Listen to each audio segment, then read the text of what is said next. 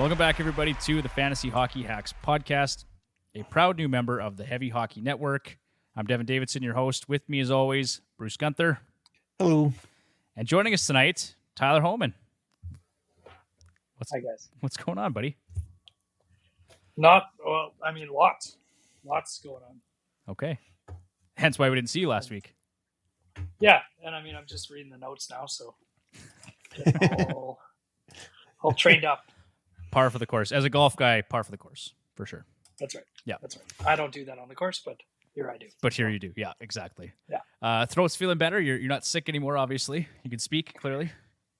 No, I'm getting over it. I'm still on antibiotics. It's been like Jesus. 2.5 or 3 weeks. It's been horrendous. Whatever it was that I got sucked. So That's rough. just starting to feel a little bit better. So Okay.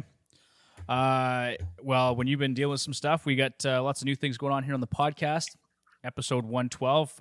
Lots to talk about. 2023 NHL Free Agency.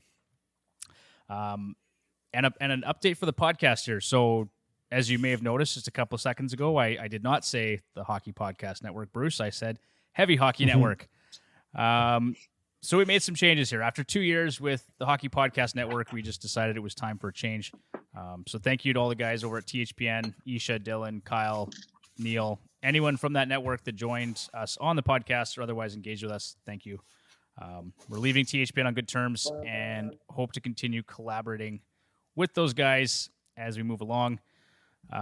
With that in mind, though, we're very excited to announce that we're joining the Heavy Hockey Network. I'm sure many of you saw that on Twitter recently. That is effective immediately.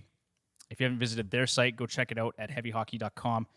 Lots of great content from Oilers Live, 99 Forever podcast, Straight Off the Pipe podcast, World Hockey Report, and Bruce McCurdy from the Cult of Hockey, which is a recent addition, I'm told. So we may at some point get Bruce on the show here to chat about the Oilers with us. We're looking forward to sharing some good content there, and you should see more on our blog moving forward too, because I think we're going to try and share some content with the Heavy Hockey Network. So there you go, Tyler. If we get Bruce, we got to get Low Tide too. Well, we'll try and get all of the Edmonton media on this podcast at some point. They got lots of time since the radio station got shut down. So too soon, Tyler. Too soon. But, hey, you're telling me my life is messed up now that they don't have it. I got to listen to Sirius XM, and they're playing like the summer edition of their. It sucks. Terrible. It's horrendous. It's awful. Yeah. Like Steve Koulias is pretty good. Yep. The rest of them suck. And like I used to, from the minute I got in my vehicle till like I got home at night, it was I don't even know how to change the station on my vehicle until that channel got canceled. So yeah, our condolences to everyone there. I know that was a big station in Edmonton. Massive. Yeah. Massive. Which is really surprising. Especially, yeah, and I mean, I'm sure that they're like, I don't think radio makes that much money, but I'm sure there's got to be a way to, because there's a talk radio a station that is kind of all just like publicly funded, and I mean it's been around for a while, so it does work, and I'm sure there has to be enough advertising, and I'm sure companies that were advertising with TSN 1260 probably realize now how much there was actually there for them. Yeah.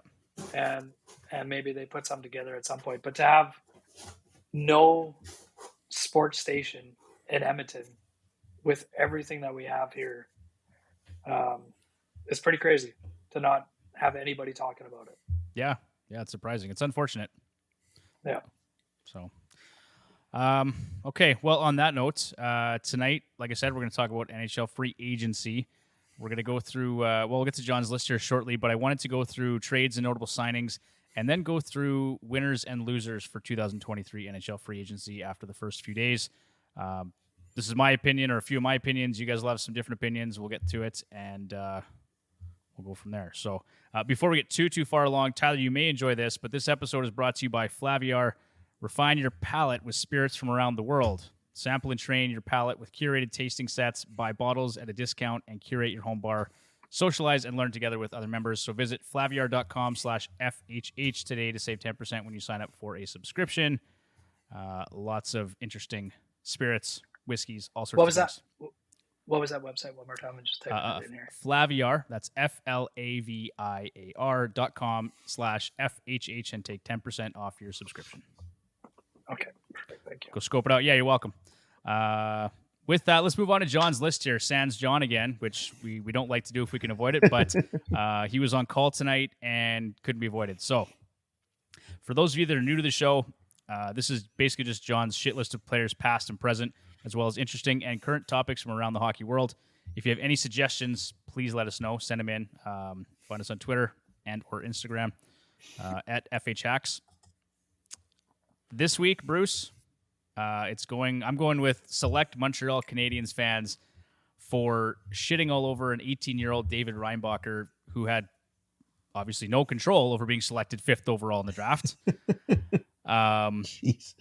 Yeah, just be better, people. It's mind-boggling to me that people in 2023 are attacking children for being drafted.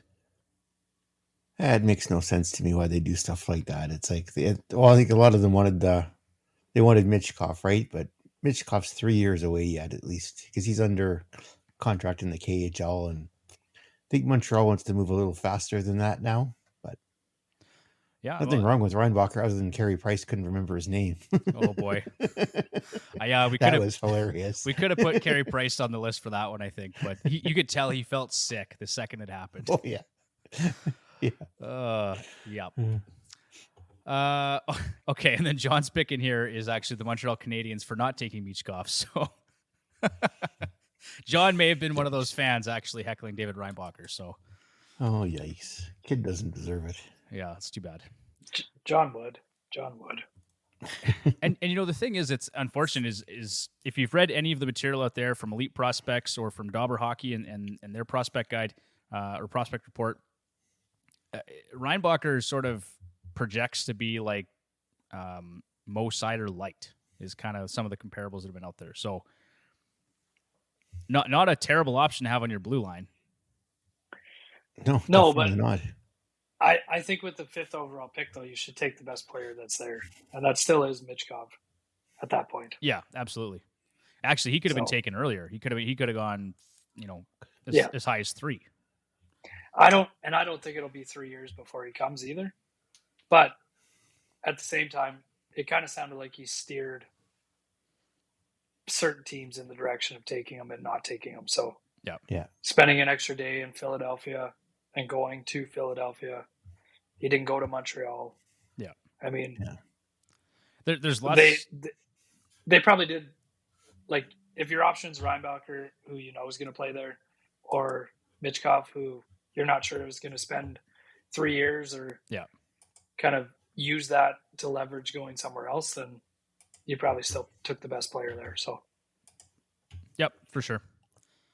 Yeah, and he wasn't the only player that did that too. There was a couple other ones too that kind of had a preferred destination in place, and they made that known. And I think that affected some of the draft picks too. I was just thinking the same thing, Bruce. Adam Fantilli, right, is the example that comes to mind. I guess he made it known he wanted to go to Columbus. Yeah, that's what I read too. Yeah. So, all right. Let's move on here to trades and notable signings from free agency. So, GMs were pretty busy ahead of the actual free agency themselves. So I want to go through some of the trades that occurred right before the draft because there's lots here to digest. So the first thing I want to talk about was the LA Kings trading for PLD. Winnipeg acquired Gabe Vilardi, Alex Iafallo, Rasmus Kupari, and Montreal's 2024 second-round pick. I gave Winnipeg an A+ for this trade. I think you moved an asset that didn't want to be there. Gabriel Vilardi is a hell of a player. He's going to be a lot better than he is already. Alex Iafallo is a nice piece, can play in the top 6. Rasmus Kupari, and then, second-round pick on top of all of that. And I don't know about you guys, but I don't really feel that, like, the center depth in LA now is elite, right? With PLD and Kopitar and Danault, that's going to be hard to play against down the middle. Yeah. But they really did hurt their depth, I think, here, in my opinion. Like, What do you guys think in terms of like who won this trade and what it looks like? How do you feel about it? As an Oilers fan, I actually like it. I don't think it hurts us that much as Oilers fans, but I don't know. What do you guys think?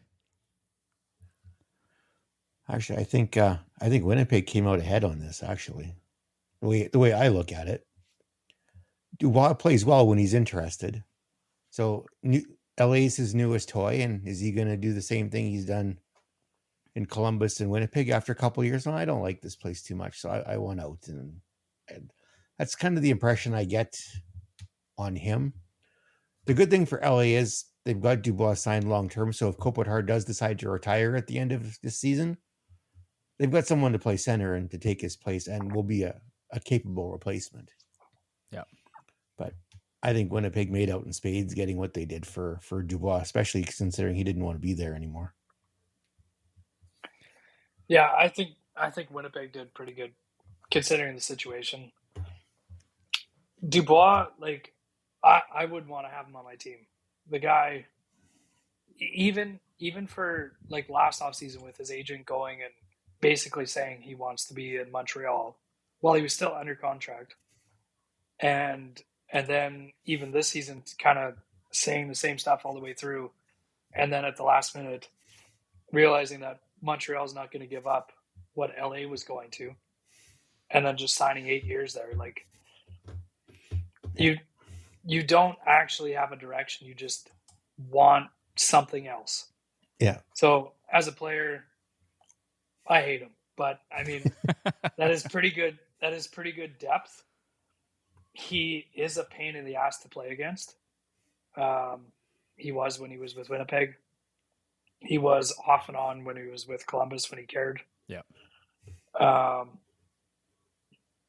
Velarde, I don't want to say injury prone, but he's kind of been in and out, and I don't think he's really got that footing yet. And he might end up doing that in Winnipeg, or I mean, he could end up being that guy that just kind of shows flashes and then isn't there. So, and I think he's a good third line player. I don't think he can kind of sit in the top six for a little bit, but I don't think he's a permanent fixture there. But it's a great trade for Winnipeg, considering everybody knew that he didn't want to be there. Yeah. Well, now you don't have to pay him $8.5 million for the next 8 years either. So, but that's the other thing too. Like, if you look at free agency and everybody taking league minimums, 1-year deals. Yeah. And you look at Columbus, and I don't know if we have this down here later, but Columbus giving 8 years to Severson at 6.25, considering what everybody else was getting, and Dubois at 8.5. Draisaitl money, and I realized this was a couple of years prior, and sure, Draisaitl was a bit of a steal, but 8.5 times 8 years when nobody else is getting that money for a guy that wanted to be just anywhere else other than where he was after whining to go to where he ended up. Yeah. I mean, good for you, LA, for taking the whiner and then giving him that contract. Yeah. And I think Gabriel Velarde is going to benefit from this a little bit because he's not going to get buried so far down the depth chart. Like, I mean, if you guys recall, he was really hard for Edmonton. Like, he played quite well against Edmonton in that series. Yeah, he did. Yeah. There was a couple guys that did too. Yeah. Right. And he just kind of came in after he was being hurt there. The other thing is, what has Dubois done for an 8 times 8.5? Yeah. 60 points? Good question. 60 points, 30 goals. Yep. Like, Danault does that. Danault's done that at 5.5. Oh yeah. And shows up every game. And better defensively. So I mean, LA, in my perspective, LA is further away than they were last year by doing this, and they thought that they were kind of solidifying their team to play against Edmonton, who they haven't been able to beat 2 years in a row. Yep. Well, we'll get into LA a little bit more later because we got some other things to talk about there too. But yeah, I agree. So that's good. PLD. The other thing too I want to talk about is the fantasy impact here for PLD. So does it really change much for him going from Winnipeg to LA? Like, I don't really. He's playing 2C, and he'll probably play power play 1. Maybe he's on power play 2. I don't think it changes anything. I think he is that 30 goals, 65-point guy. Yeah. And I think that's peak Dubois. Okay. Let's move on to this one. So Colorado acquires Ryan Johansson in exchange for Nashville acquired, Alex Galchenyuk, and they retained 50% of Johansson's contract until 2025. So $4 million retained by Nashville. I guess for Colorado guys, knowing that Landeskog is out for all of next season, you got to fill that 2C role somehow. I don't think Ryan Johansson's really the guy, at least offensively, to fill that slot, but I guess it's a nice stopgap. And then my thought here is that Colorado knows, like, is he going to be this or next year's Mark Stone, right? Is he just going to walk on in the playoffs and then maybe Johansson gets pushed to the wing or to 3C? It's possible. I don't think it's bad. Like they tried Rodriguez last year as 2C and it didn't really work out that well for him. At least they've got an actual center now to play 2C. And Johansson's not much of a shooter, but he in the past he's put up a ton of assists, so I think he'll be all right. Yep.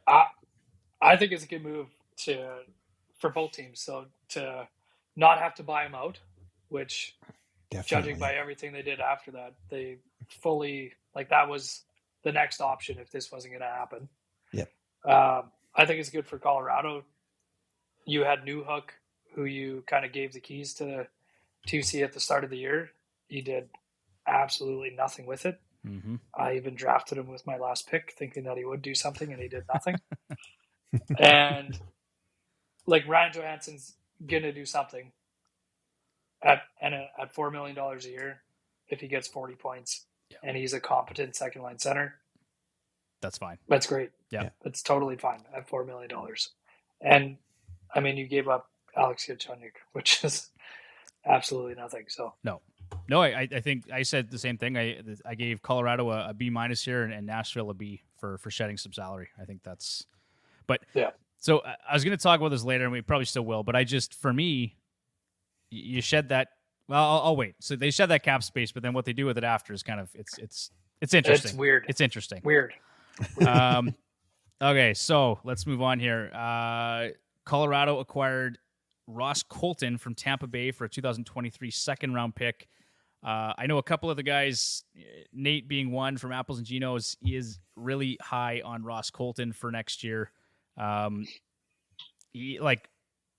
don't know, where does he fit in that Colorado lineup? I think Daily Faceoff right now has him as 3C, and that's kind of where I would see him starting too. I think Drouin, I think, has to get, and that's actually another signing here is Drouin for 1 year at $825.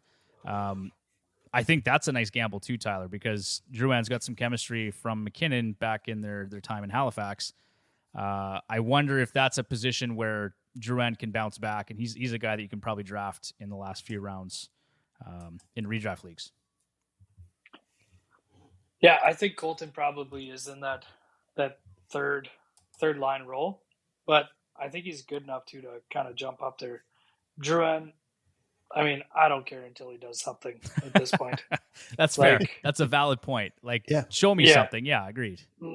Like you can put him there, and if it happens to, like, I don't know, go off his ass and go into the net, then that's probably the extent of his fantasy upside for me. But I like the story with him and McKinnon playing together again. Yeah. Just like Marner and Domi, McDavid and Connor Brown. Yeah. Kind of same thing. Yeah. All guys that played a junior together and did something. So we'll see. All right. So I gave Colorado a B+ on this one for Ross Colton, and then Tampa, I gave him a B here. Obviously, Tampa just trying to shed some cap space, right? They moved out Killorn as well, which we'll talk about later. But I guess he was a UFA, right? Yeah. But anyway, they got to save some money. All right, moving on here. Miles Wood signed a 6-year deal, $2.5 million AAV. I think that's just what happens this year. Like, if you want the number down, give him 3 extra years. If you want the number up there and you want 1 year, and you give him a little bit extra. And it was so that contract, as well as the 2 that the Islanders gave out, which Pierre Engvall. yeah, those are a Oh little bit my. different. Those are a little bit different because the GM there's 80 years old and he's not going to be around to see the end of those contracts. Sure. Not that he's going to die, but there's no way that he's doing that until he's 87. But I mean, I think that's like I believe in the guys that are here. I'm just going to give them this to bring the AAV down and see if we can do something else here too. But I find it funny when you hear people, they're like, "Oh, I can't believe they gave him 6 years," but I like that AAV. Sure. Or I don't like that AAV, but good thing it's 1 year. And the fact that those kind of go together, and that's how that works. Yep.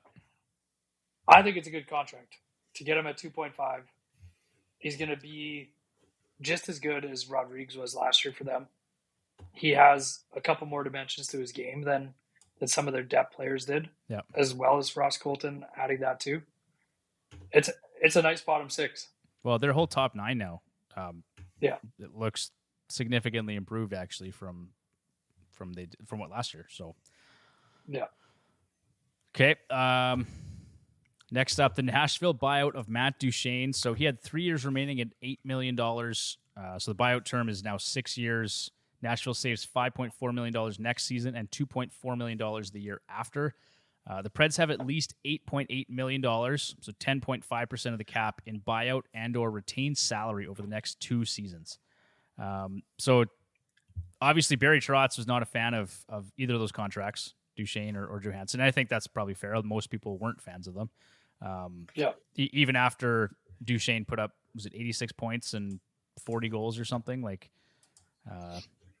Anyway, so interesting moves there in Nashville, but then I do like Duchene and where he signed. I think that's a great situation for him. So we'll talk about that a little bit here. Detroit acquiring Kyler Yamamoto and Klim Kostin. Edmonton acquired future considerations, i.e. nothing. So for Detroit, I gave this a B-. For Edmonton, I gave it a C. Just like you do save some money, right? You're not paying Yamo for next year. But I hate that the Oilers were not able to keep Kostin. And then to see him sign 2 years at $2 million, I get it. They just don't have the cap room. But I just feel like, and Tyler, you tell me, but it seems like every other GM around the league has found a way to get creative and move bodies in and out and still improve your roster. And Holland just seems to kind of nibble around the edges. He's kind of, the team is what it is. It's frustrating because you see guys that are more above the cap with worse teams that still manage to make moves, and a lot of them aren't losing significant pieces. Not that Kostin and Yamamoto were significant pieces, but they were 2 top 9 players that you replaced with Connor Brown, who sounds good for this year, but you're going to have a cap overage next year that basically eats up all of your, the cap going up next year. Yep. It's already ate that up. Gone. So you're screwed next year too now. So, and you can't do anything with it. That's not move it out or do something with it. It's there. It's done. Yeah. Regardless. So, I mean, Detroit obviously wanted Klim Kostin. That's really all they wanted from it.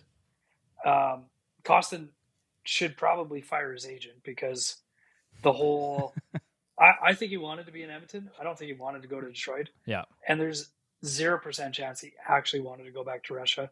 Literally nobody wants to go to Russia. No. Most people there want to leave Russia. For sure. So there's no way that the KHL deal was a legitimate thing that he's going to go back there for that. You just, you're on a winning team. You didn't do that much, really. Points or putting anything up wise. You were an important part because you hit people and were... Then you would fight. Yeah, you'd fight. And you were kind of mysterious because you were so Russian that you couldn't really speak English super good. So everybody here loved you. And, I mean, he capitalized off that. But if you go to Detroit and do nothing, yeah, you made $4 million, but you're not... Where are you going to end up after that? Yeah. So, and then to like Seattle, out of all of this, gets an A+ for being able to get Yamamoto in basically his hometown Yeah. for $1.5 million, a guy that can play in your top 6. Yep. At worst plays in your top 9, and he's marketable.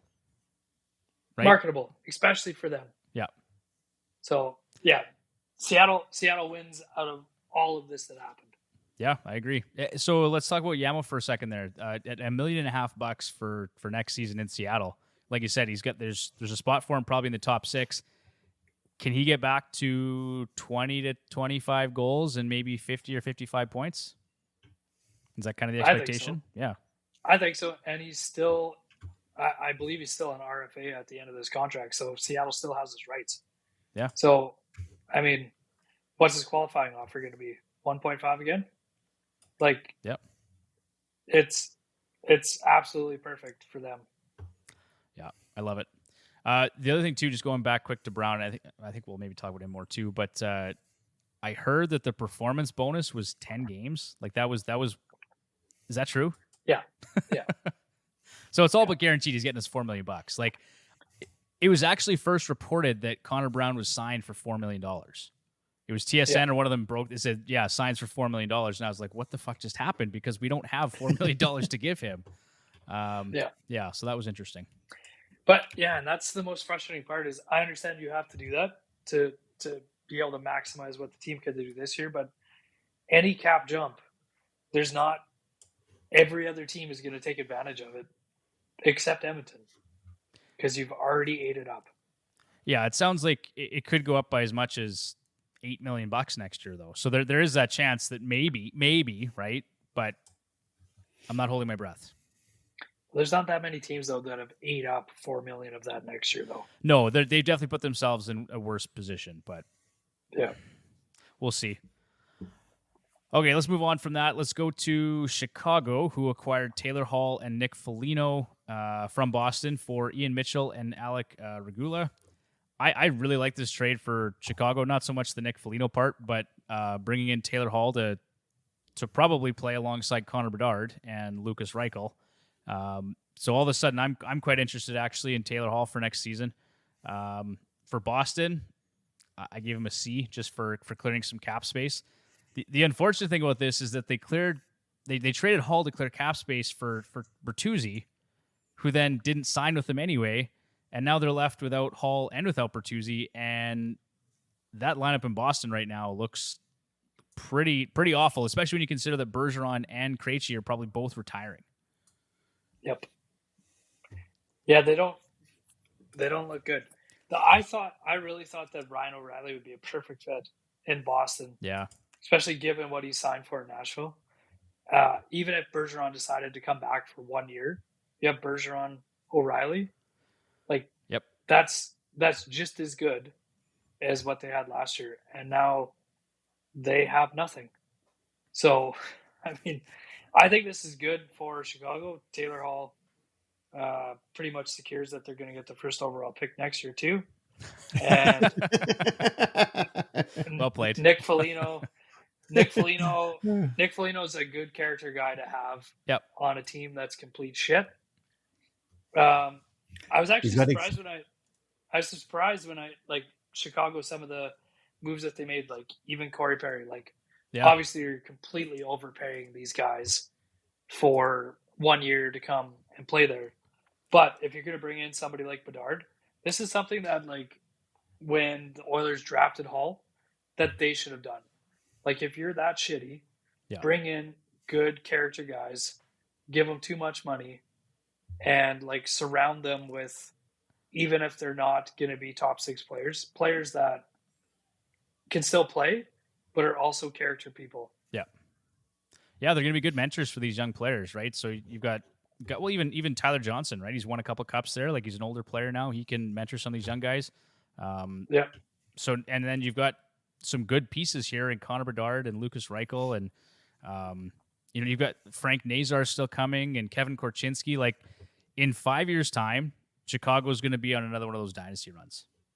That's maybe a little bit of an exaggeration, but they're going to be very, very good. No, it'll be that kind of time frame, and that's just what happens when you draft generational players that are centers. Well, and Oliver Moore. They also drafted Oliver Moore, who was the fastest player in this year's draft. So now all of a sudden, they cleaned up at the draft. I thought they did fantastic, and I actually really liked Chicago when they were going through their cup runs, like 2010 and 2015. They were a lot of fun to watch. So I'm really, like, for me, I have no issue with Bedard going, like, just from a pure hockey perspective. I have no issue with Bedard going to Chicago. I think it's going to be good for the game in the sense that it's a big city, a big U.S. market. He's going to get to play in basically every outdoor game from now until he retires. Pretty much. Yeah. But saying that, Chicago did not deserve to win that draft lottery. Not at all. Especially Not at all. after all the shit they pulled. But I'm just going to... The shit, but also the blatant, like, we are going to suck so hard for Bedard. Yeah. And I didn't do that on purpose. Suck so hard, like, blatantly, obviously, try to be god awful. And it still worked out for him. Yep. And it's not supposed to work like that. No, for sure it's not. I mean, and that had a lot of people wondering if the draft was rigged, right? But of course, all the conspiracy theorists come out when this happens. So anyway, I really like what Chicago's got going on in their pipeline right now. Looks very appealing. Well, and they'll have lots of space on their roster because their roster is signed for this year, but for 24-25, they only have 5 players signed. So they're going to turn over. If it stays that way, they're going to turn over almost 80% of their roster. Could turn over that much. That's and I think they probably will. Yeah. So just keeping in line with the Hall conversation here, is 75 points possible for Hall? Or do you guys think, is he just capped now as he passed that point in his career and you know, can we just expect maybe 60 points out of Hall? No, I think he could probably do it again, like kind of rejuvenated off the third line, winning team, play a certain style based on the culture. This is what you have to do to do whatever the fuck you want and just put up points. That's kind of that's where he's back to. So yep, I think he'll be close and be the guy again. Yeah, like I'm thinking 27, 28 goals and 75 points. Like that's kind of what I'm just without looking at any of his previous numbers here. But I just think the deployment's going to change so much. And this is like that conversation, Bruce, where I feel like you or I could go and put up 70 points playing next to McDavid, right? So, So now it's that same conversation with Bedard, right? How many points can a guy like Taylor Hall, who he's won a Hart Trophy, like he should be able to put up 70 points playing next to Bedard next season, if healthy? I would think so. Yeah. All right, you sons of bitches, keep away from him in the redraft this year, okay? Pick him in the first round. All right, let's move on here to the New Jersey Devils, who acquired Tyler Toffoli in exchange for Yegor Sharangovich and a 2023 third-round pick. I really like this for New Jersey, so I gave them a B+ on this. The Flames, I didn't even give them a grade. F, yeah. F. Fail. I don't know if I would put it as a fail. Toffoli didn't want to play in Calgary anymore, so I think it's just a matter of, from what it sounds like, it sounds like it soured really fast. So that which is Calgary's fault for not absolutely, like, he wanted to sign, they didn't act like they gave a shit. He said, "Okay, I don't want to play here," so they rushed to trade him for nothing. Like Sharangovich, sure, he put up one decent season, kind of being a nobody on that New Jersey team, full of somebodies, and which is pretty easy to do when you're on a decent team and you kind of come in and you're not expected to do much. He had a decent season. It wasn't great, but decent considering he was nobody. And I mean, Tyler Toffoli just put up career highs. 73 points, 34 goals in 82 games. With 1 year left, 1 year left in a flat cap, that should get you a lot more than a third line player. Yeah, but Toffoli's only ever been a third line player. He got optimal position this year. He got first line, first power play. Like he's never been more than a third line player for his entire career. He's which only is he's only scored 20 goals in a season 5 times in his career. which is great if you're the team taking him on because Yeah. he got good deployment. Yep. And this is what he did. And he's at Yeah. 4.25. So if he's never done that and you plan on keeping him or re-signing him, why not trade basically nothing for him? Yep. And Which put they him on did. your first or second line and tell him, like when you go to re-sign him, hey, we'll do 5 years at another 4.5. That's still a good number if he's on your third line and could score 20 goals, especially when the cap goes up. That's still a good play. And then you trade him, and then you also sign him for, what was it, 2 years at 3.1 for Sharon Govich? Like, you're not really saving anything, and it's like, why did you have to give him that contract immediately at 3.1? Yeah, you didn't. They got younger, and that's about all they did. Well, but I mean, Calgary knows they're losing a pile of players here anyway. So do more with what you're losing. Yeah. If you know you're losing them, this is the time to this would actually be a great opportunity for Calgary to completely change the roster. Unfortunately, you have to have Huberdeau and Uyghur as kind of the anchors for it. Yeah. But those are your anchors and build off of that. And instead, they kind of just gave a guy away for basically nothing and gave him 3.1 to do it. Yeah, I think Calgary at this point should just start over, just blow it up. Like all these guys are leaving, right? So just start over. Yeah, you got Huberdeau there and Uyghur, and that's fine. But the guys that they have to trade are all guys with good cap numbers and a flat cap. When you're seeing guys get league minimums in free agency, like you should be able to get more than you normally would, based on that fact that there's a good number to a contending team that can offload a little bit of talent to you to have that player at a decent cap number.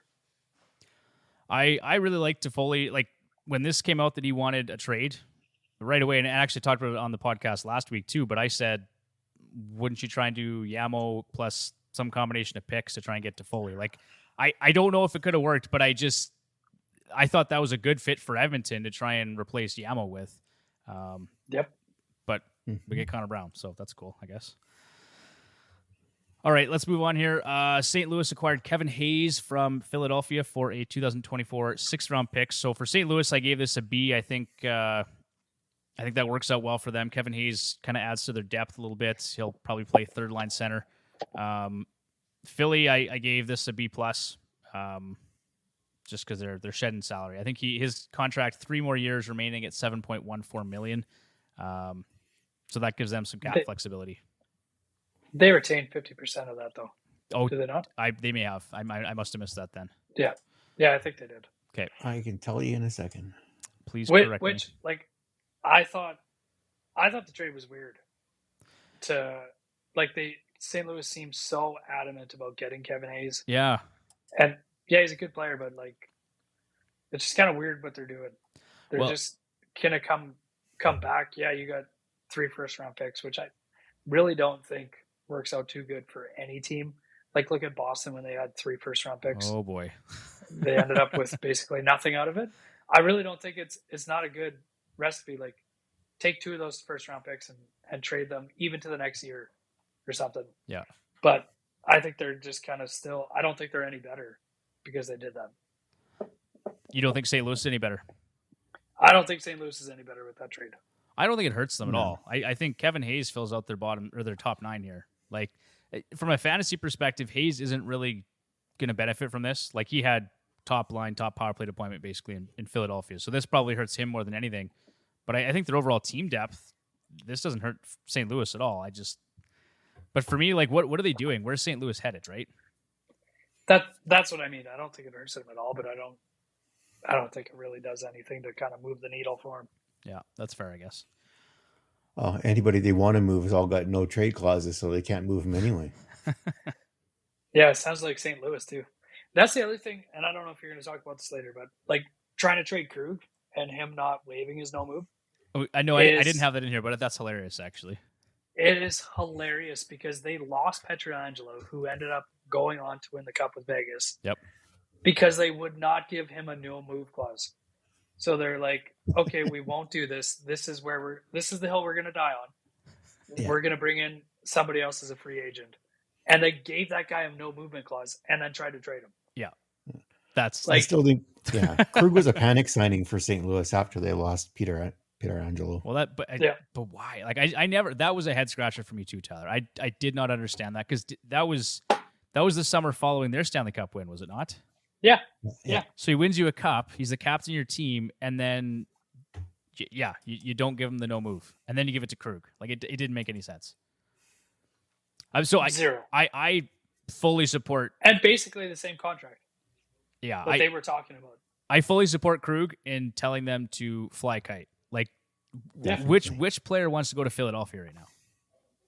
Nobody. The only way that if I was Krug that I would have waived that was like, sure, I'll go to Philadelphia, but then where am I going? Yeah.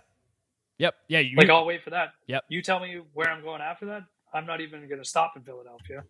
You tell me where the next place is, and I'll wait. Yeah. Oh man. All right. Next up here we got Riley Smith. Pittsburgh acquiring Riley Smith from the Vegas Golden Knights for a third-round pick. I gave Pittsburgh a B on this one and Vegas C+ just for clearing out some cap. Smith was in year 2 of a 3-year deal that paid him a $5 million AAV. Vegas inches closer to being cap compliant with that deal, so negative $1.4 million, or they're $1.4 million over the cap. I mean, they use that money to sign Barbashev, right? And they signed Hayden Hill too. So somebody had to go. I don't think this hurts Pittsburgh. Am I wrong? Helps their depth, that's for sure. Yeah, I think it actually helps. He'll probably play in their top 6, will he not? I would think so. Okay. Yeah, I mean, Smith posted 56 points, 26 goals. He looks like, I'd say, top 6 in power play too, actually. He just, I mean, to me, he's the Jason Zucker replacement. Oh my God, that $5.3 million Arizona gave Zucker. Woof. Woof. Well, they probably had to get to the salary cap floor too, like Chicago, so they're giving out nice contracts. Yeah. Anyway. But I personally would have flipped around the trade grades for like a B for Vegas and a C+ for Pittsburgh. 3rd round pick, no salary retained. Yeah. Yeah, you got like a solid top 9 player who can kind of like maybe step into your top 6 and be somewhat productive. But I mean, this isn't 5 years ago Riley Smith. This isn't 4 years ago Riley Smith. This is now. So I would have probably flipped those around, but I'm surprised there wasn't any salary retained or anything like that. I understand why, but you would think that a team even like Pittsburgh, who still has a lot of stuff to figure out, taking on a full cap hit with another year left too. So well, and all aging players, right? Like I know they're trying to stay competitive for as long as Sid, Gino, and Letang are there. And then what did Jari sign for? Because he's back for next season now too. All of the cap, everything. Yeah, 5.3 million they signed Jari for. Yeah, going on about how I don't know, injury prone. He I don't know, maybe 4 million kind of thing, and then you give him all of it. Dubas came in and was spending like a drunken sailor. When nobody else was getting it. So again, I've been a real advocate for Tristan Jarry on this podcast. He was not very good this past season, but I do think he's got some bounce back appeal. And if he can stay healthy, I mean, we'll see where it goes. Yeah. Well, this is kind of the flip between like fantasy and reality. Yeah. Like this should have been the perfect time to give him a 1 year kind of show me you're not going to be injured and shitty. Yeah. Contract. And fantasy wise, you probably want to go after that. He's betting on himself. Sure. Now you just signed a long-term contract for all the money that you didn't deserve after being shitty. Yeah. Not really that. Where's the incentive, right? Where's the incentive for the player to improve? But yeah, I don't know. Especially when you look at Freddie Anderson signing for no term and no money. Oh boy, yeah. I've Right? actually, I've got that in here to talk about too, because between him and Ranta, that is the best value tandem in the league. Oh, absolutely. Easily, Definitely. especially because they weren't re-signed before free agency. They went to free agency. Yeah. Yeah. And still re-signed for nothing. They both signed combined for less than Jack Campbell's going to make next year. Yeah. and Tristan Jarry. That makes me sick. What's next? Yeah, let's move on here. All right. Anthony Duclair. San Jose acquires Anthony Duclair in a trade with Florida for Steven Lorentz and a 2025 fifth-round pick. I gave Florida an A here. I don't know why. And I gave San Jose a B+. I don't know either. I don't know why either. Probably just for clearing some cap room. Well, because they used that money to Florida. They cleared $2 million in cap space, which they then used to sign Evan Rodriguez, who I think playing next to Barkov and Sam Reinhart on that top line is going to be serviceable. We've seen Evan Rodriguez play the top line in Colorado, and he's done it in Pittsburgh. He's a guy that, at least for fantasy, is a streamer that you want to maybe have a little piece in. He did that. He did that on short-term deals, like 1-year deal in Colorado. I think he was on short-term in Pittsburgh playing with those guys too. Yep. He's showing that he can play with those guys and put up decent numbers. Yep. But at the same time, like Duclair's cap number is really good. He's a better player. I think probably trying to re-sign him would have been expensive with the cap going up and playing on that team. But you think you got to get more than nobody in a fifth-round pick. I mean, I wonder if there's some concern too about his Achilles injury, right? Because he played just 20 games last year. Where's he at? Because I think wasn't that the report that came out after too? Was that he was dealing with some nagging issues as a result of that post playoffs? Yeah. Yep. I think it's interesting too. Like he sounded happy about going to San Jose. I understand the relationship between the GM there and him and stuff, but who's happy going to San Jose? Well, at this point, point, the beaches are nice, but the team sucks. and it's not. But he's going to get all kinds of. He's going to get all kinds of opportunity to play though. Like he's going to get probably first line deployment, first power play. He's going to get all that where he wasn't going to get that in Florida. Yeah, 100%. Yeah, so I think for next season, Bruce Duclair's that's a nice option. He's going to go later in drafts too. I think so. Yeah, because everyone's thinking the same way. Tyler is that San Jose sucks, but I mean, I still someone's got to put up points, right? So yeah. And I think Duclair will do that there for them. The question is though, will Erik Karlsson be there for the power play? Which it sounds like probably not, right? And I hope to God, and I said it on Twitter today, they better not send him to Carolina. If he goes to Carolina, I want no part of Erik Karlsson next season. None. If he goes to Carolina, everybody in Carolina should be fired. If they didn't see what happened when they tried to play together on the same team and they both were horrendous. They were dog shit. Both of them. They were complete shit. And if they don't see that, then they're completely missing something. Because, they both played better away from each other. Yeah. They played better on separate teams before they were on the same team. Yeah. Then they played like shit for, 2 years? Yep. And then they moved one of them, and holy shit, Brent Burns got Norris votes at whatever he is, 37 years old. Yeah, and playing on a team that had better defensemen than him. So, if that's not enough to be like, hey, let's not do that. Then I don't know what is. And I would guarantee you, Brett Pesce is part of that package if it does happen. Oof. Yeah, that is a severe downgrade. I'm sorry. Karlsson to me is still a glorified winger. That's all he is. That's all he is to me. So if you're going to trade Pesce for Karlsson, yeah, you should fire the entire management team. And even them talking about Dubas trying to get him in Pittsburgh, you already have Letang there. How is that going to be that much different than him and Burns playing together? It's really not going to be. He has to go to a team where they don't have an offensive right shot defenseman. So or one that is capable of doing half of what he does. So I'll throw this out to you, Tyler, because we talked a lot about Evan Bouchard, and the proposed Erik Karlsson trades to Edmonton. So now, are you off the Karlsson train completely now? Like, just given what Bouchard did in the playoffs? Yeah. What Bouchard did after Ekholm got there and Barry left, like there's no point in somebody like Karlsson. Behind Bouchard should be somebody who does have a little bit of offensive upside, but is known more for being like a two-way defender. Yeah. And that's obviously not CC in my mind, but it's somebody else.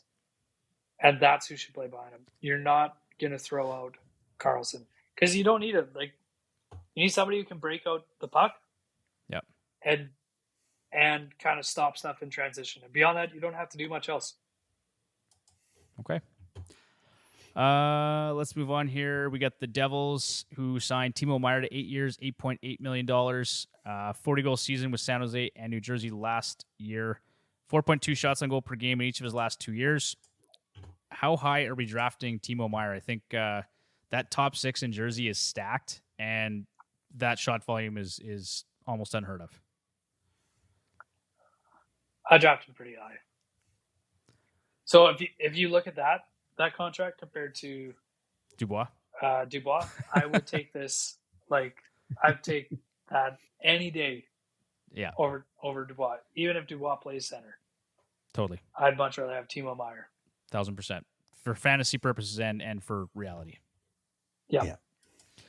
All right. Like I mentioned, Ivan Barbashev, 5 years, $5.5 million AAV. 45 points in the regular season. Shot volume sucks at 1.5 shots on goal per game. However, he played at a 67-point pace through in the postseason. 18.7 goals playing next to Jack Eichel and Jonathan Marchessault. He's almost 22%-ish, Bruce, and a 14.7 Tevish. Both concerns, and his ADP is going to be drastically inflated. He's going to get overdrafted next year, and people, I think, are going to be disappointed. I think so too, but also you look at Hill's contract, it really makes you wonder about Robin Lehner. Is Lehner going to be healthy? Is Lehner going to play again? I don't think Leonard's going to play again. Yeah. No. Well, yeah, based on that contract, Bruce, that's a very good question. Because Hill's contract is only $100,000 off of what Leonard's is. And for the same term. Yeah. So I don't think if Leonard does get healthy, he isn't playing in Vegas. I think he's probably been told you're not playing. Yeah. That wouldn't surprise me. He's got lots going on, though, right? Between his bankruptcy stuff and his mental health issues and all the rest of it. Yeah. I think Robin Lehner is probably just going to have to step away from the game. They got Aiden Hill here. They got, Logan Thompson still, right? If he comes back healthy, that's a heck of a tandem, right? Yeah. Well, same tandem last year, just the roles were reversed. So I think Robin Lehner's Netflix story is going to be good to watch whenever it comes out after he's done. Yeah. Could very well be, yes. Should be very interesting. Him and his, was it Snake Farm or his, whatever the exotic animal farm was? Whatever it was, yeah. Reptile farm. It's going to be like the Tiger King or whatever it was all over again. He's a Snake King.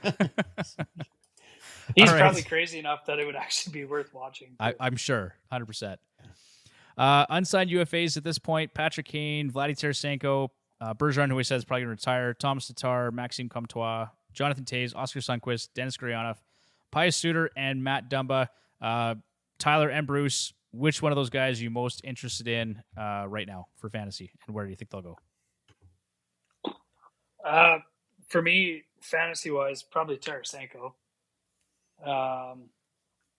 Yeah, me too. Some people were saying Ottawa and Carolina. Either of those teams, I'd be looking at him to draft. I think the most interesting on that list is Dumba. Yeah. Like, I remember a couple of years ago, he signed that contract. I think it was 4 times 6 or something like that. And that was a good number for what he did. And to now be kind of sitting there 4 or 5 days or whatever it is now after free agency opened and having Arizona as the guy that's going to overpay you. And that's kind of it. It's surprising. Kind of like Klingberg last year overplayed his hand and going to end up with something very short term with he screwed up. He screwed up because you don't want to do show me deals on teams that suck. Yeah. and Yeah. he went to a team that sucked, and he sucked. Yeah. And for some reason, Toronto signed him. I have no idea why. Well, let's Toronto's talk about gonna that. suck with him too. So You know what? People are really, really down on that. So I'm gonna. Okay, so Stupid. let's move on. So we got NHL free agency winners and losers, and now we're going to talk about here. So since we're on that topic of the Toronto Maple Leafs, let's go there first. I've actually got them as a winner in free agency so far, and you guys maybe disagree with that, but I like they've obviously identified that they were too easy to play in the postseason, right? They brought in Tyler Bertuzzi, who I think is going to be great for them. He's probably going to have a career season playing with Matthews and Marner. You've got Domi there, who actually was pretty damn good last year. I think he showed that given the right deployment, he can still be a productive player, and he's got a little bit of snarl to his game too. He can fight. He's annoying to play against. And then I don't like the Reeves contract. Like I would not have given him 3 years. I wouldn't have given him anything. Yeah, but you know what? Between those 3 guys, all of a sudden Toronto's a little bit harder to play against. People have been ripping them for the last 3-4 seasons, saying they're too soft. It's just they're putting lipstick on a pig. Their biggest problem still is when push comes to shove, Matthews, Marner just can't do it. So they're hoping that these guys will do it for them. They've got to find a way to drag Matthews and Marner into the playoffs and have them actually do something. Well, like to be noticeable. So they were quiet, but they put up points, but they weren't noticeable out there. I was very easily just I get it, but so they said part of the issue in Toronto is the dressing room. That's what some of the guys just that it's there's no levity in that room, and it's the core 4 and everybody else. And so they're talking about this on 32 Thoughts podcast. They said bringing in guys like Domi, Bertuzzi, and Reeves may make that dressing room better. I don't know if that's the case. We'll see. I don't think so. But someone's got to go. They got to find a way to. They got to find a way. They got to find a way to get rid of Matt Murray's contract, which right now is going to cost him a fortune to get rid of, because no one's going to take him. Nobody wants to take him. And what's his contract? They're still well over. Even if they get rid of him, they're still going to be over the cap. So they got to get rid of somebody else. It's almost $5 million. It cost them a first-round pick to get rid of Marleau. Arizona was the only team. It's going to cost them at least that to get rid of Murray. That could do it. And so their option is to put him in on LTIR, which I think is probably what happens, or somehow convince Arizona, who for some reason decided they were going to suck as much this coming up year, which I think is baloney. I still think they're going to suck. So they didn't want to take on contracts for nothing. But Chicago needs a goaltender. What? Yeah, well, he actually has to play though. That's the other thing. Yeah, like for Toronto, yeah, you signed a couple meatheads that can play in your bottom of your lineup. That's great, but the meatheads at the top of the lineup who don't want to play playoff hockey, you're not going to make them. Ryan Reeves isn't going to beat up Matthews until he decides he wants to play playoff hockey. No, he's not gonna flip Nylander upside down and shake him out until he decides that he doesn't want to be just kind of floating around in the playoffs. Like what they need to do, and so the first thing is you sign these guys. Like Reeves gets 3 years. Reeves is a 4th-line player that's going to play 8 minutes a night. Yeah, that's great. If somebody does something, he'll go and shake them. He'll go and him and Lucic can do something in the first round until they ultimately lose to Boston. Yep. Yeah, sounds great. Good for us to watch. Domi is like, if Toronto's penalty kill isn't any good, they're barely going to make the playoffs with Domi playing there. You sign these guys on 1-year deals because you had to, but what kind of thing is that doing for the dressing room when you have these guys that are supposed to change the culture that are there on 1-year deals? Yeah. It does nothing. What they have to do is they have to trade Nylander because Nylander thinks he's Marner, which he isn't. Agreed. And you have to get more depth with guys that are on term, that are at manageable cap numbers, that play a good 2-way game that you can kind of spread through your lineup. and not have your like core four, which is really only two guys that can actually still play, and then you have Tavares and Nylander, who could play anywhere, don't need to be on that team, and you can fill out your depth that way. If they keep Nylander and pay him and just have these guys on the bottom end, they're not going to do anything. The other thing is that Dubas brought all of these guys in at the trade deadline and actually kind of screwed up the team by bringing in so much change that close to playoff time. You have to fill these guys out before the season starts, which is good that they signed these guys. Doesn't change that you're still on 1 year. Doesn't change that your entire top six is guys that can't play in the playoffs. Well, I think Domi can play in the playoffs. What did he post this year? I think he had 13 points in 19 games. Domi's a guy that I think can play in the playoffs. For Dallas. For Dallas. Team that already has like an established, like they're not built like Toronto. Toronto is the only team that's built like Toronto. Edmonton's probably the next closest that's built like them. But Toronto is the only team that's built like Toronto. And you have the four guys there that nobody can touch, and then you have everybody else. The other thing is they have no goalie signed right now, other than Matt Murray, who's not even going to play for him. Yeah. No, and your D Wallace signed. Yeah, wonderful. And your D sucks. Your D has sucked for the last 3 years. Like you have Giordano, which is hilarious that Trailing was there because you have Giordano and Brody, who he didn't even want anymore. That's pretty so funny. So you have actually. those guys playing in your top four. Like, who do you have there that can actually defend and like makes a difference? Morgan Riley. And that's it. You got Morgan Riley. They didn't touch a defenseman. Fair enough. Okay, but bringing this back to fantasy here, I want to talk about John Klingberg. So, do you guys see him taking over Power Play 1 next year? Nope. No. You don't see it, eh? That's why I think the whole thing is pointless. Like, that's all he can do. He can't defend. Yes. He can only play on the power play. So that's all he does. So then wouldn't you... He might play on Power Play 1, but he's not going to replace Riley. He's going to play with Riley. Aren't they? They're both lefties, though, aren't they? No, Klingberg's a righty. Or, is he? Klingberg's righty. Okay. I guess in that case, yeah, maybe you play them both on Power Play 1. Maybe. Still not really good usage of your assets. But I don't know if that, because they've been running four guys, right? They got Nylander, Marner, Matthews, Tavares can all play on the top. Like, I don't know. I agree. It's pointless. If you're not going to play Klingberg on Power Play 1, there's no need to bring him in. So in my mind, that they have to be thinking they're putting him on Power Play 1. Yeah, I don't know. I don't think they do it. That would surprise me if he's not. But again, a guy that I think he's going to be a lot better playing in Toronto. And if he's on Power Play 1 and gets exposure to those top four players, I'm interested. I also think Tyler Bertuzzi is going to have a very, like, a career type season. And Tyler, going back to your point about 1 year deals, I think both those players looked at it. I mean, Domi wanted to go to Toronto.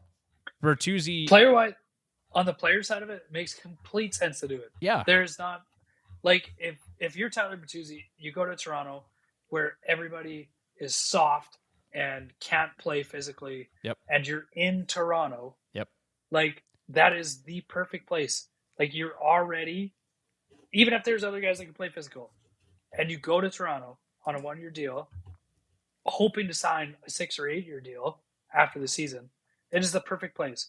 But if you're the only guy who's going to run around and actually be, like, able to score and be physical in Toronto on Saturday night, every stupid Saturday night through the entire hockey season, like, that contract is going to write itself. It is the perfect place to go. Yeah. There wasn't a better place for him to end. No, he's going to, other than maybe Edmonton. He's going to inflate his value big time because he's going to have a good year. He's going to play with Matthews and Marner, and then the cap goes up next year, and he's going to get the bag, guaranteed. Yeah. So my question to both of you then is over or under on 64.5 points and 29.5 goals for Bertuzzi. I'm taking the over on both. If he's healthy. Yeah. If he stay healthy. Yeah, if he's healthy, it's over. Okay. Okay, so we're starting to run long here. Let's move on because I feel like the two of you you're more fired up than the Leafs fans out there. This is great, but they just drive me nuts because it's so stupid. Okay, so you're both putting them in the loser category early in free agency, just to establish. Yeah. Okay. For sure. Okay. I don't see them. Yeah.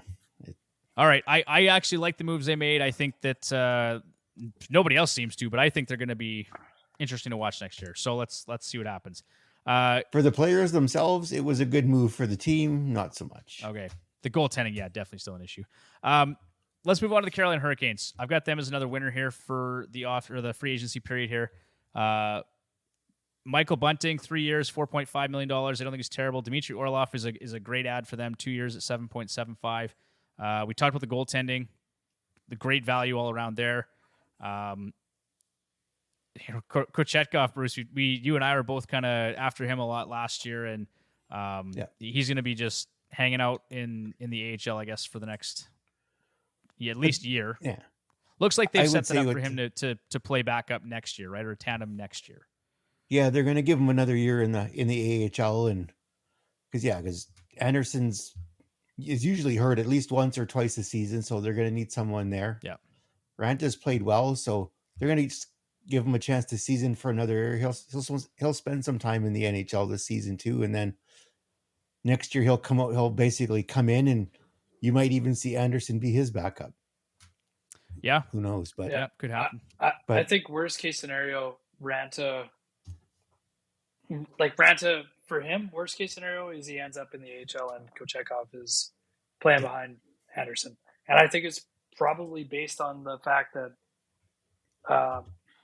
As long as Ranta doesn't get stung by a scorpion or something, I think they're probably all going to end up playing probably the same number of games. Okay. Yeah, I think it'll be pretty close. But everything that Carolina did was perfect. Like Jesper Fast at that contract is great. End term. Freddie Anderson, that's perfect at 3.4. Orlov, way too much money, but 2 years. That's okay. Wonderful. Yep. And Bunting even at 3 times 4.5. There was a time when people were talking about him signing the same contract as what I don't know. I can't think of his name right now. In Edmonton, Hyman got. Right. Yeah. And to be 3 years at 4.5, you can put that guy on your third line and not feel bad about that. So totally. Okay. Yeah. So for fantasy purposes too, I don't see there being any real boosts here for Bunting or Orlov. I think it's kind of a lateral move, given that Bunting's going to play further down the lineup. Orlov is going to that's a deep defense there in Carolina too. So I don't expect any big changes there. Not really relevant for free agency necessarily, but I really like what the Columbus Blue Jackets did between the draft and just getting some players signed and stuff. So some trades. So Ivan Provorov and Damon Severson. I know we don't like the Severson contract, but the top six on D looks really solid on paper in Columbus. Between Werenski, Provorov, Severson, you've got what's his name there? Oh my God! Well, Jake Bean, you've got Goodbranson. There's Boquist. That top six in Columbus looks really solid right now, and then Fantilli. You're bringing in Fantilli to play. He's probably going to replace Boone Jenner as your top line center. I think probably, right? Yeah. So possibly, yeah. I like what they did, and I think there's basically a Columbus tax on that 6.25 per year. But at the same time, I think in year 3 or 4 of that contract, when the cap's wherever it is, and he's still a top 4 defenseman, I don't think you're going to mind that at 6.25. No, and I mean, you hope that some of these other guys, Jake Bean or Boquist, maybe take on bigger roles too as time goes on, right? And how many teams add 2 legitimate top 4 defensemen? Even if Provorov kind of ends up where he looked like he was going to be, top 2 defensemen, how many teams add 2 of them without even touching free agency? That's right. Exactly. And I think Provorov, he's not going to... he's not being brought in to be an offensive defenseman. Right? They've got Werenski for that, right? So it's just now he can focus on playing defense and just being helpful that way. I like what they've done here. Like Columbus, all of a sudden looks kind of. They still have Seth Jones too. Who has Seth Jones? Do they not have Seth Jones? He's in Chicago. He's gone. Chicago. I've been drinking. We'll let that one go. We'll just okay. Forget that was mentioned. Yeah, edit that out. Edit it out. Yeah, forget it. Scratch it. You know what? Let's move on. What's the time? Bruce, what's the time? We're running a little long. A minute 10. It's fine. A minute, or an hour 10. I'll make a note of that, Tyler. Okay. Elvis Merzlikins. I actually like Merzlikins next year for fantasy too because now no Korpisalo. They've got Daniil Tarasov. Who's there to start? Right? It's Merzlikins, and he's shown flashes of brilliance in the past. So that's probably a nice 0G option, Bruce. I think for next year. Yeah, well, yeah, they'll give Elvis a little bit of running room, and then it'll be probably back and forth for a good chunk of the season. Okay, I just want to talk quickly about Fantilli. He should be in the running for the Calder next year. Do you guys like him over or under on 60.5 points for next season? It'll be under just slightly. Okay, I'll go over. I'm going to take the over too, but I think he's going to be right in that range. That's my gut feeling on this, but. Because he wants to get there. Like he signed his entry level deal already. Like 2 days after the draft, he signed it. He wants to get there. He wants to play. Like, and by all accounts, he's NHL ready. He's like, yeah. So we'll see. Let's move on to the next team I got here, the Dallas Stars. So they added Matt Duchene 1 year, $3 million. Craig Smith 1 year, $1 million. Sam Steele 1 year, $850K. Duchene should immediately settle into a top 6 role for the Stars. Training camp is going to tell where he winds up in terms of the man advantage. Does he get power play 1 or power play 2? He played at a 25 goals, 65 point pace last season. I think he's got no issues duplicating or exceeding that as part of the Dallas offense. Over or under on 69.5 points? Under. Depending on who he plays with, I think he could go over. If he gets power play 1, I'm saying 70 points all day. Because they've got like how many? They got 1, 2, 3, 4, 5, 6, 7, 8, 9 players that can play center. Yeah, and that's Bruce. That's what I was just gonna say. I think it's kind of a weird fit. Like Dallas is a good spot for him to land, especially at that contract. But I just think it's kind of I think it's a weird fit. I actually like out of that Craig Smith and Sam Steele at their contracts as additions more than Duchene. I just think it's kind of an odd fit with Pavelski already being there. I just think it's kind of weird. Okay. I think he might have a hard time kind of finding a spot. Well, I don't see Ben and Sagan playing center this year. I think they're both going to be wingers. Yeah, I could see that. Yeah, I just mean on the power play. I just don't see a fit for Duchene. Like if you're going to get to that 70 points. Yeah, that's like it's a good point, Todd. You're not taking Pavelski off power play 1, right? That guy's too good in front of the net. Definitely not. And I doubt that you're taking Ben or Sagan out of there. You're still going to want somebody like Marchment. I don't know. I could see Sagan getting moved off power play 1 and Duchene getting a chance. Like if he struggles, right? Because or if he's not healthy. Well, is he Matt Duchene's a left shot? Is he not? I believe so. I'm going to say yes. So Sagan's spot is on the left side as kind of a one-timer or a bumper in the middle, and I don't see Duchene moving like any of the other guys that they have there out of their spots. Yeah, to me, Sagan's the only guy he'd move off power play 1. That's the only way. Yeah. Like, you're not moving Pavelski, Hintz, Robertson, Heiskanen, obviously. Yeah. So. And I think not being on the first power play, I think he's going to have a hard time getting to that number. Okay. Let's move on to the next team I got here under the winner category, the Detroit Red Wings. So they added Klim Kostin 2 years, $2 million. Daniel Sprong, I really like that addition at $2 million for 1 year. JT Compher, Shane Gostisbehere, I think, is a great power play specialist for 1 year. Not big on the Justin Hall signing, but whatever. James Reimer, 1 year at $1.5 million, and Alex Lyon, 2 years at $900K. So, I mean, and they did great at the draft, actually. Steve Yzerplan had a very productive draft overall. So, I don't know. I for me, for fantasy purposes, Shane Gostisbehere, I'm really interested in seeing what happens there. Again, why else do you bring in Shane Gostisbehere if you're not going to put him on the power play? Take some pressure off of Sider, right? They're going to let Sider play defense and let Gostisbehere run the power play. Is that what you're thinking? That's what I'm thinking. Or they play the two of them together, but I think they play Gostisbehere power play 1, Mo Sider plays power play 2, and because that's just what he does. That's why else do you sign Gostisbehere? You're not signing him to play defense. That would make sense to me. I think a lot of what they did doesn't make any sense. Like JT Compher, 5 times 5.1. Yeah, after signing the center that they signed last year, I don't know. I can't think of his name right now. He played in New York. Yeah, Cobb.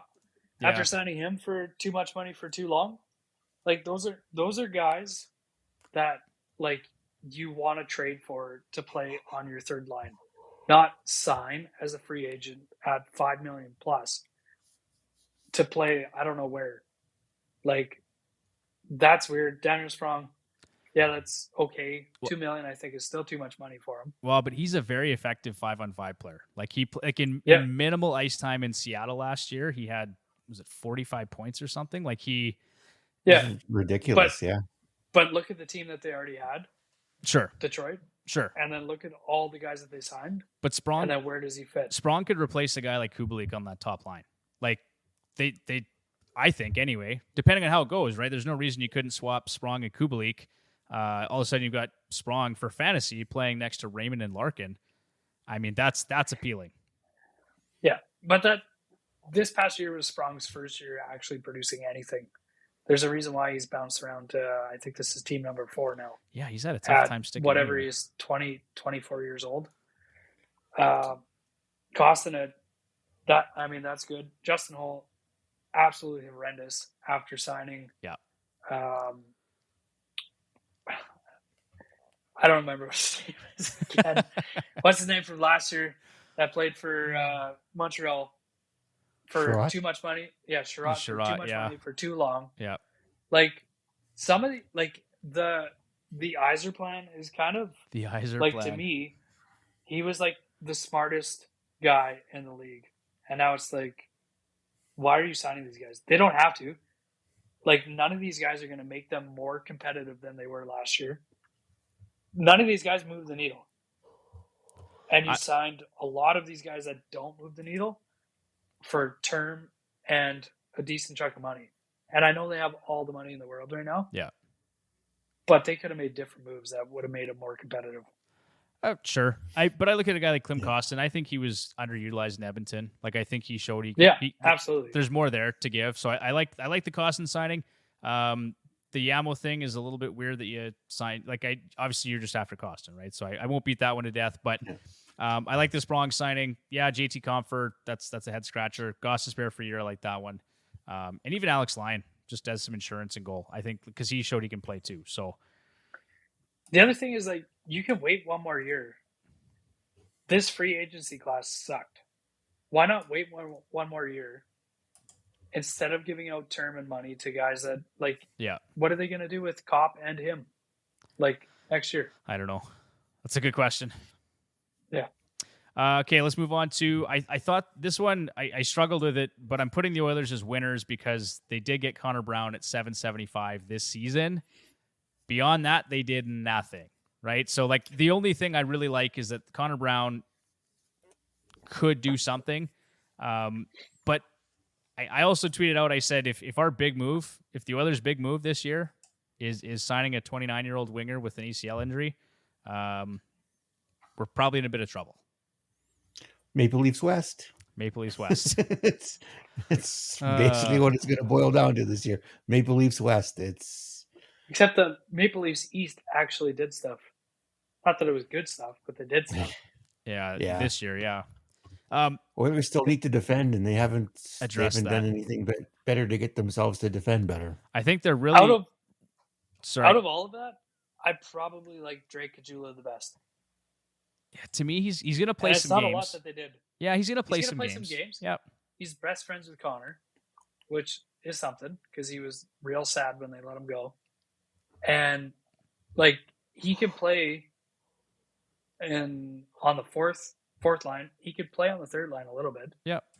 And at that price, if he sucks, he can play in the minors, and you're not actually losing it. Yeah. So value contract, that is the best contract that was signed. Yeah, that's fair. He's a depth ad. I mean, but I mean, guys like Lane Peterson, Ben Gleason, these were some really, really fringe type signings that, like, what are we doing here, right? So who the hell is Ben Gleason? Yeah.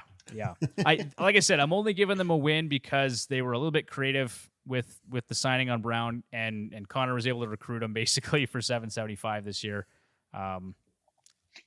But beyond that, it's going to be interesting what he's able to do because like the media here is going to be, you're supposed to play with Connor. If he doesn't produce, man, like it's going to be tough for him. So they'll be all over him for sure. So I'll ask the question again: over or under on 50.5 points and 20.5 goals for Connor Brown playing with Connor? Over. Yeah, if he's healthy and he actually ends up playing in the top six, which right now they don't have too many other options, he should. Yeah. Okay. The other thing I don't like about the Oilers next year, they're putting a lot of faith in Dylan Holloway, Savoy, Ryan McLeod, like. Lavoie. Sorry, yes, not Savoy, Lavoie. They don't have much choice. I know, but I don't like it, Bruce. Like our team did not get better this offseason. Nope, they didn't. So they're taking a big bet that those guys are going to be able to step up and play this year. Same with Broberg. Yeah. It feels like we've talked about this for like the last 3 years, basically since Holland came here. Yeah. That hopefully this guy who's done nothing does something for us. Yeah. So. Okay. Yeah. But hopefully they accrue enough cap space through the year, being under the cap for the first time in a while, that they can actually do something at the deadline. Like if they can add somebody like Tyler Myers at the deadline, that's going to be a good add. Somebody that's big that can play in the playoffs. Maybe there's a top six guy that kind of shakes loose. That's at a decent cap number that they could fit in because last year they couldn't do anything. They were completely handcuffed. So, and this team is good enough to get to that point to still be able to make that move. I think they're kind of waiting to see what's going to happen with CC2. Like they're hoping they get Cody CC of 2 seasons ago, not last year. And good luck. But the thing is, if you get to December and he's not CC of last year, then what? Well, they're gonna try and move him somehow, right? In a package. You try and package him out and upgrade your right side somehow. That's all you can do, right? I don't think it works. Who trades the top 4 defensemen with 2 years left at 3.25 in a flat cap to anybody when the guy's playing like shit? You got to figure it out. I don't know. They'll do something. They'll overpay and they'll figure something out. But you can't go into the playoffs again with Cody CC if he's dog shit. Nope. You can't do it. Chicago will take him. Yeah, like somebody will. You'll pay for it, but somebody will take him, and you'll love. They only have 4 defensemen signed, so they'll take them. There you go. All right, let's talk about the New York Rangers here. They added Blake Wheeler, 1 year at $800K. Love that signing. Jonathan Quick, 1 year at $825. They got Tyler Pitlick, Riley Nash, Nick Bonino, and Eric Gustafson. I think Eric Gustafson's kind of going to get lost in the shuffle here. They got a lot of defenders in New York. So I don't know how much he's relevant for fantasy, but Blake Wheeler, he's depth unless Fox dies. Yeah, well, and then Keandre Miller dies, and then Jacob Trouba dies. Like he's way down the depth chart here. This was not good he's for way down there. Yeah, but Blake Wheeler, 1 year, $800K. Really like that. He got bought out. That's a fantastic deal. Yeah, like going from 1 year remaining at $8.25 million to now being bought out. And Winnipeg saves $5.5 million next season with $2.75 million in dead cap space in 2024 or 2025. If Wheeler can secure a top 6 role and some time on the power play, he may get back to close to a point per game, potentially. I don't know if I totally buy that, but I don't know. What do you guys think? If he's healthy, can he hit 75 points this year? I don't think so. That's too much of a stretch. I think 60 maybe if he gets power play time. If he doesn't get power play time, I don't think he even gets to 60. Yeah, I think it's going to be tough because like him going to a good team, it's going to be pretty crowded there for him. Like you need pretty decent deployment at 36 years old to put up 75 points. Yeah, no, he for sure. I'm just looking. He's not Pavelski, that's for sure. Well, no, but I'm looking at their right side. Like, is he an upgrade on Capo Caco? Yeah, he is an upgrade on all of those guys, but you're still first year player coming into the new team. Like that basically the core is pretty established there. So to try and find a spot there and then produce at 36. I don't know. I'm looking at this too. Like they've got Wheeler playing on the first power play unit with Kreider, Panarin, Fox, and Zibanejad, they being daily faceoffs. So whether or not that actually comes to be, I don't know. But I'm just saying if he gets power play 1 and a top 6 role next to Trocheck or Zibanejad, like he could have a good year. Yeah, I could see him feeding cross ice passes to Zibanejad on the power play for those one-timers. For sure. Yeah. And I think the other thing maybe a lot of people are overlooking here is that the travel schedule in the Eastern Conference is significantly easier than the West. So for a 36-year-old man, that's music to his ears. I think he might have a little Tell me about it. More falling apart over here. Yeah. Hey, Tyler. I think he's going to have a little more jump in his step next year. Just getting out of Winnipeg, playing in a big city like New York, and just I think is going to be good for his career. And if he gets the right deployment and an easier travel schedule, I'm in on Wheeler for 1 year next season. You love Wheeler all the time, though. I don't know if I love him, but yeah, I mean he's been pretty productive. He's been very very consistent, with the exception of last season. So there's definitely no pressure on him in New York. Yeah. No, after you've been bought out, and he's made lots of money already in his career. So what does he care, right? He's just going to go try and win a cup. Yeah. All right, next up here, Ottawa Senators. I've got them as a winner, not because I love Korpisalo's contract necessarily, but I do think so. 5 years, $4 million. I don't know. I'm not going to call these guys winners necessarily, but from December 1st last season, Korpisalo went 15-10-3 with a 2.61 goals against average and a .919 save percentage between Columbus and LA. The Sens missed the playoffs by 6 points last year. They're going to be a good team this year. They're going to continue to improve. I like Korpisalo. This is one of those 0G options that I'll be looking at later in my draft for next season. I don't mind that contract at all. Like 5 years is too long. $4 million is a little too much. But I mean, he was on like one of the best contracts in the league last year. Yeah. What was he, 1.4 or something like that crazy? Yeah. So, I mean, he's a decent goalie. He kind of goes on runs. He's goalied the Oilers plenty. Yep. I mean, but that's what you pay for. I mean, if you get into the playoffs and you can win a couple series that you shouldn't have won, yeah, that pays for itself in no time. So absolutely. Now, keeping in mind the Senators are not nearly the puck possession and shot suppression team that the Kings are, so take that for what it's worth. But I mean, you look at Ottawa and they brought in Chychrun and they've got Jake Sanderson there, and they've got all these defensemen that should be able to help them a little bit, right? Yeah. I still don't think it's going to be. I mean, it's not nearly the same system that he played in LA. No. So see what happens. But the other probably on the flip side of that, for fantasy, he's going to face more shots realistically. So as long as he stops them, I mean, that's fantasy value had. So see where it goes. Okay, the last kind of winner I had here was the Washington Capitals signing Max Pacioretty for 1 year at $2 million. Tyler, you got to like that contract. Yeah, I think it's totally fine. It's a good 1 year, $2 million, whatever. Well, so here's the rundown on Pacioretty. From 2019 to 2022, played an 82-game pace of 76, 87, and 78 points, pushing for 40 goals in each of those seasons. So I think it's a great gamble for them. If he stays healthy, that's really the key question here. Is Achilles going to explode again 5 games into the season? Yeah. He is 34. I don't think they could.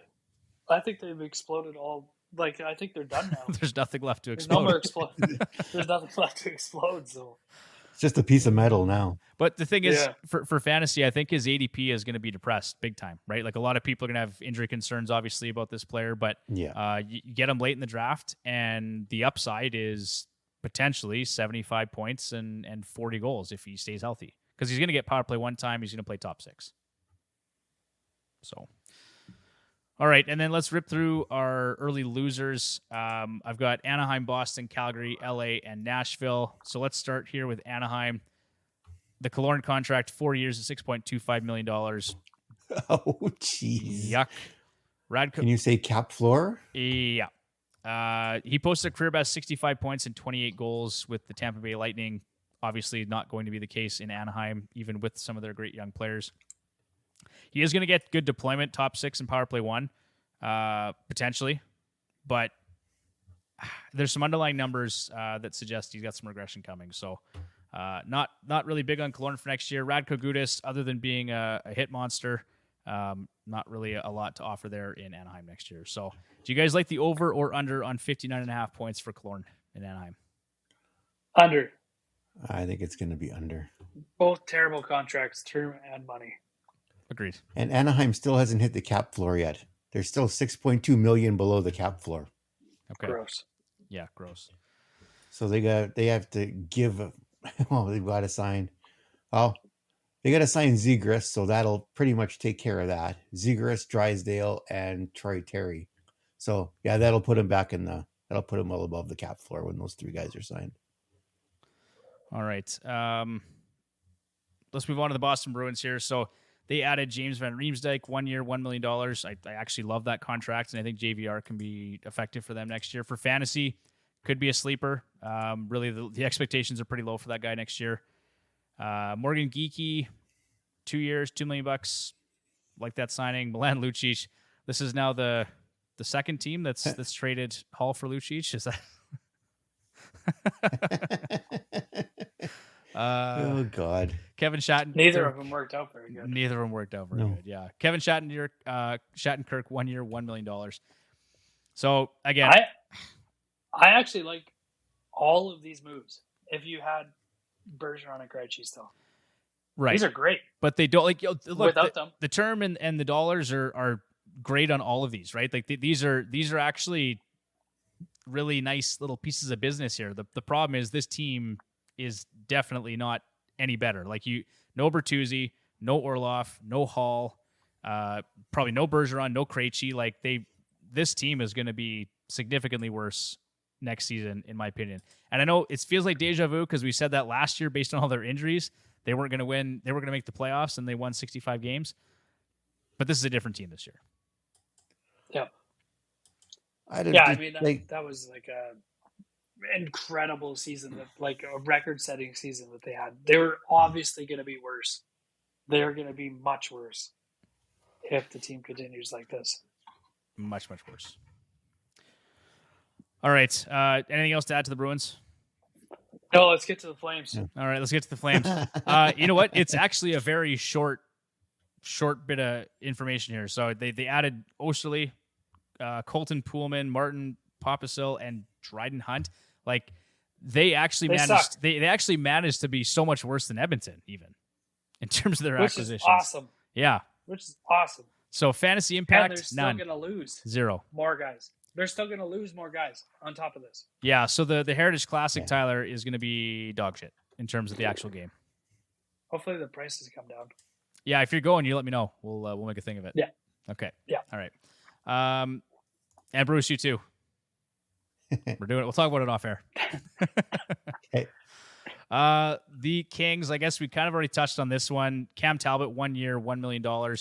I really like that signing for the Kings, actually. Like for $1 million, I think Talbot's got he's got the ability to come in and actually be a serviceable starter. So that tandem, playing in that system too. Yeah. Playing in a system that he was successful in. Yeah.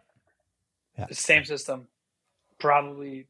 Well, not probably. He had his best year. Definitely a better defensive team than when he even had his best year. Yeah. So It was that. I think it's a great deal. I think that was 2016, 2017, right? When McClellan was there. Yeah. So yeah, it should be a good one. Again, we'll see what happens, but I'm saying the Kings are losers just based on the fact that they traded away a lot They're of their depth. losers. We don't like the Kings either. So just cause. Just cause. 2 years in a row.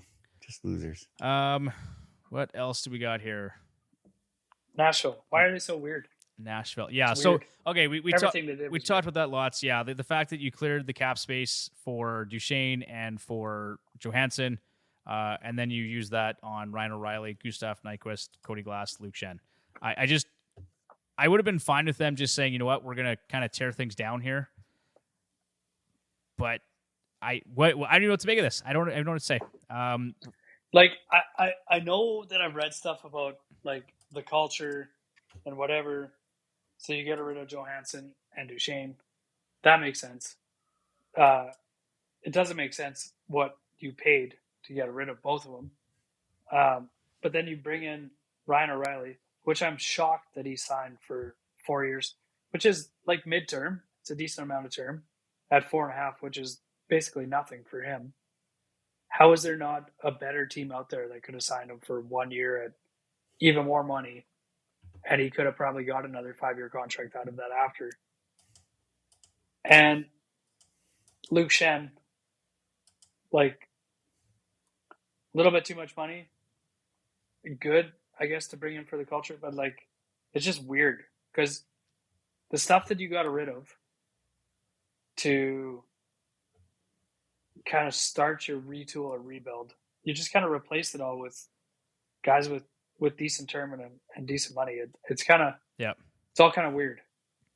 It's a head scratcher for sure. Ryan O'Reilly for 4 more years. In terms of fantasy production, I just don't really know where Ryan O'Reilly's at. I will say this: I think he's going to get better deployment versus what he saw. Like, because what else is there in Nashville, right? Well, he's going to get great deployment there. Yeah, he's going to play top line minutes. He's going to take on all the tough defensive assignments, and probably power play one. So I think he's going to get the best situation possible for him personally. So what I mean. Are you guys taking the over or under on 60.5 points and 24.5 goals for Ryan O'Reilly next year? I'd say slightly over. Yeah. I think he can do between 24 to 28 goals and 60 some points. So, and I think the other beneficiaries of this is that line Sherwood, Novak, and Evangelista. They were really good for Nashville down the stretch last year. Novak in particular, who had 34 points and 13 goals in 37 games from January 15th to the end of the season. For a quick math, that's 29 goals and 75 points over 82 games. So Novak was really, really good. He's going to have fewer. He's going to play against easier competition now with Ryan O'Reilly in the mix. So I think that's good for his value, for his fantasy value for next season. And then I guess maybe the last head scratcher or loser is the New York Islanders. Which we talked about earlier. I mean, Sorokin, obviously that's great. You lock him up for 8 years. Does anyone here have an issue with Sorokin at 8 times 8.25? Nope. No, he's probably second best, if not third best goalie in the league right now. So nothing wrong with that. Varlamov for 4 years is interesting. I don't like that. Yeah, that's too much. I don't know if part of Sorokin's AEV was attached to his buddy staying there for a certain amount of time, but I don't see another reason why you do that. All right. No, because there were so many other goalies you probably could have got for a lot less. Because how old is he right now? And they're younger. He's 35 right now. Old. Yeah. He's old. Yeah. He old. Okay. Well, they're essentially running back the same roster that got them to the playoffs last season. Barely. By the skin of their teeth. And really, beyond that, there's nothing here to talk about fantasy-wise. Varlamov's going to play maybe 20 games next season. So that's why they are my last loser for free agency. Unless they're able to trade for DeBrincat.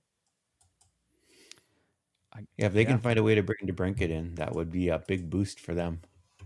Yeah. All right, guys. we were supposed to announce our 5 winners for the Dauber Hockey Ultimate Fantasy Prize Pack.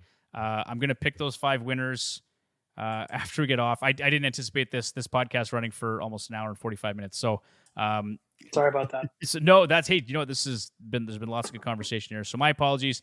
I will contact the winners first thing tomorrow.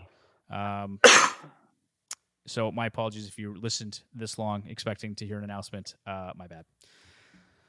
Anyway, all right.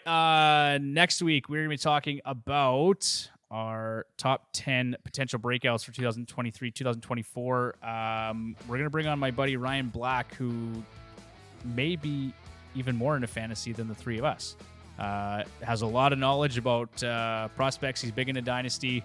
So he's excited to come on next week. We'll bring him on. And then beyond that, we've got some other guests lined up that should be very interesting, including somebody from the Hockey News. Very nice. Yeah, so it should be a lot of fun. Stay tuned for that. Again, if you want to follow us on social media, at FH Hacks on Twitter, Fantasy Hockey Hacks on Instagram. Be sure to check out the website, fantasyhockeyhacks.com. We're going to have lots of fun stuff coming up this year with rankings and more content and team power rankings, actually. So we got all that stuff put together. So we're excited for the upcoming season. Lots of great summer content on the way. Bruce, Tyler, thanks for hanging, boys. We'll see you next week. You bet. Good night. See ya. Take care.